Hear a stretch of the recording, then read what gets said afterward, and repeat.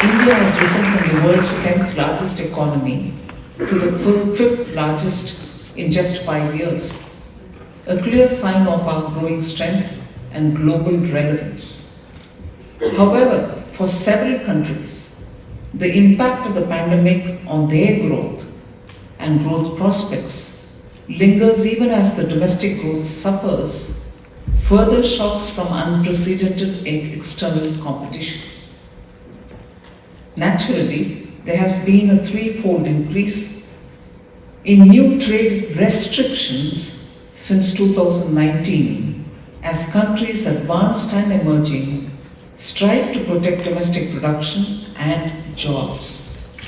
Unsurprisingly, global trade and investment landscapes are being reimagined to bring about better balance between externally led growth and domestic growth, between Main Street and the Wall Street, and between energy transition and energy security.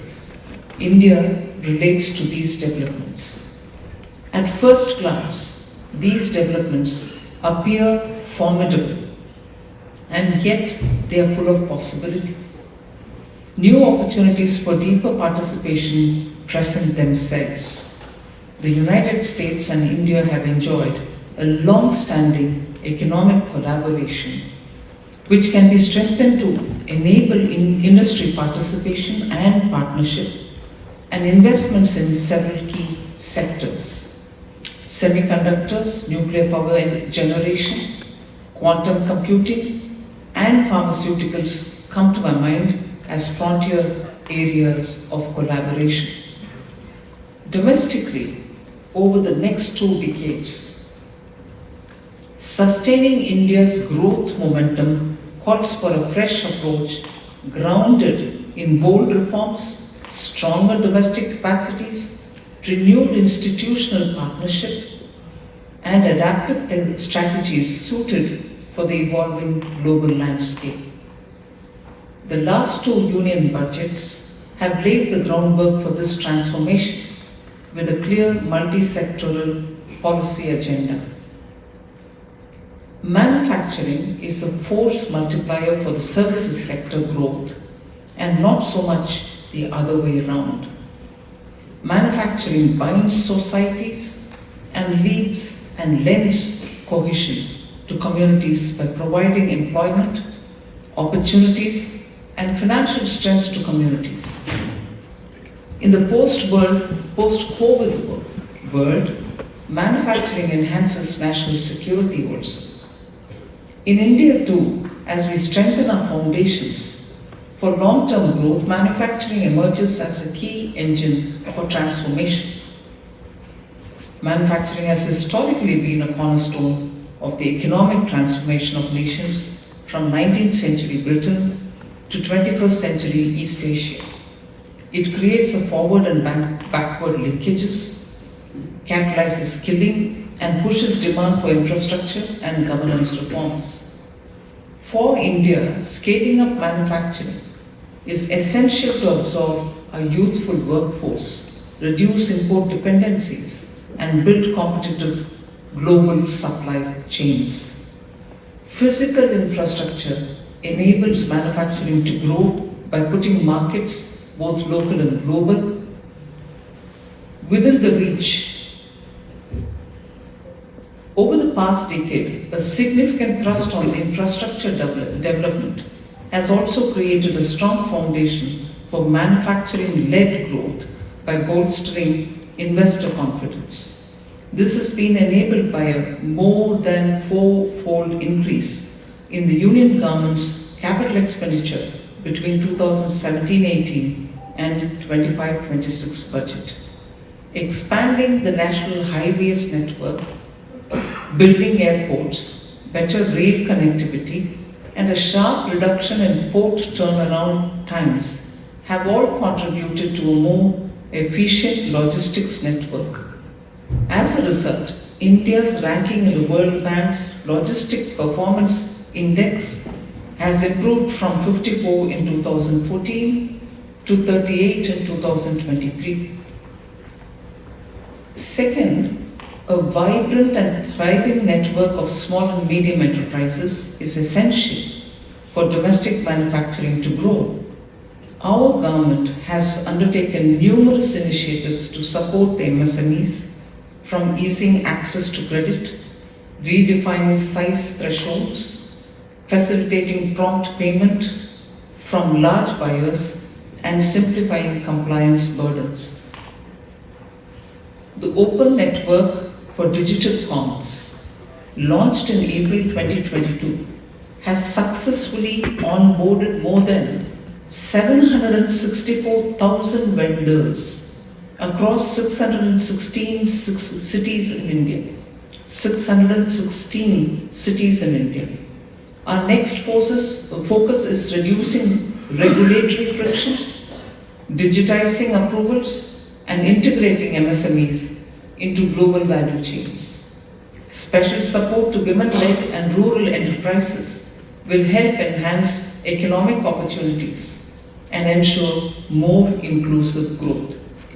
Startups and innovation form the cornerstone of the India-US relationship. On the one hand, India is a leading exporter of startup acumen to the US. For instance, a report by Indiaspora and BCG shows that Indian first-generation immigrants founded 72 unicorns between 2018 and 2023.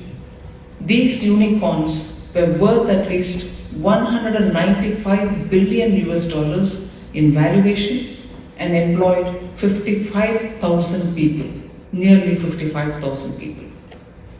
On the other hand, the US has been foundational to India's startup growth journey. Not only is the US a large investor in Indian startups, but it has also helped co-create the Global Capability Center as a landscape in India. More than 65% of the GCCs in India have their headquarters in the United States. These GCCs provide high value-added bespoke services in areas such as R&D, management consulting, and auditing. While the US is a mature startup hub, which has developed over 50 to 60 years, India's startup journey is a nascent one.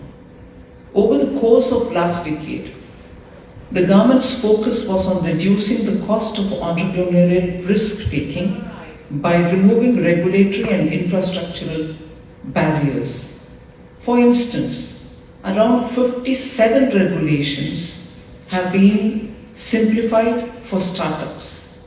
As a result, India now ranks second globally in innovation quality among middle-income economies, with top rankings in the quality of scientific publications and universities. Since the Startup India initiative of 2016, stability in the startup system has been enhanced through over 50 reforms in areas related to raising capital, ease of doing business, a host of tax benefits, reducing compliances, relaxing credit repayment policies, and intellectual property rights, fast-tracking of the IPR process. The Fund of Funds and the creating and the Credit Guarantee Scheme for startups support seed funding and successive credit needs. In the recent budget, 24-25, angel tax for startups was done away with to reduce costs for the startups.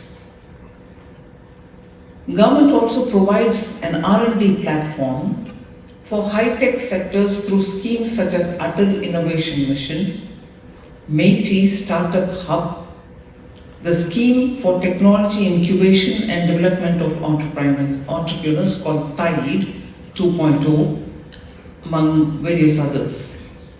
Entrepreneurs are assisted in marketing and networking with corporate entities, industry associations, government departments, and even public sector undertakings. Budget 24-25 sorry. Budget 24-25 explicitly states innovation, research and development as an area of priority while charting the roadmap to Vikasit Bharat. The budget also sought to operationalize the Anusandhan National Research Fund for prototype developments. Further, a financing pool of 1 trillion rupees was allocated for intensifying private sector research. Successfully scaling up businesses calls for skilled workforce. With nearly 65% of its population under 35, India has an unprecedented opportunity to reap a demographic dividend. But this requires matching education and skilling with demands of Industry 4.0. India aims to educate and empower a generation that will not only work in new industries but also lead them. The National Education Policy 2020 is a step in this direction. Its focus on experimental learning, digital fluency, and interdisciplinary thinking lays a strong foundation. Equitable access to modern infrastructure, faculty training, and industry-aligned curricula will determine outcomes. In rural and unserved areas, digital learning and modernized classrooms are becoming a reality, not an aspiration anymore. Importantly, our skilling agenda is inclusive. We encourage greater participation of women in the workforce and are committed to eliminating the hurdles to women's employment, ensuring workplace safety.